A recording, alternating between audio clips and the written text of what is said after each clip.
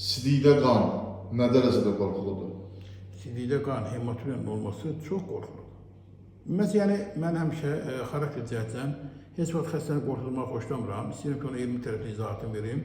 Qan ümumiyyətlə sizə təhlükə etməkdir. Çünki qan problemində biz görürsə, orada birinci baxmalıyıq. İlk növbədə ən təhlükəli hal olan onkoloji məsələni oradan inkar etməliyik. Var ya yoxdur.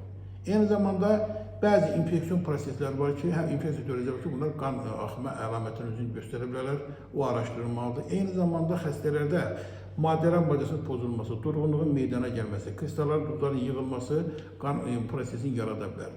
Və ona görə də əgər qanın izləri varsa, sidikdə bunun izi görülürsə, eyni zamanda həmin insanda qan əlamətləri varsa, mütləq vaxt itirmədən həkimə müraciət etmək lazımdır. Əlaqə nömrəsi 050 685 08 58.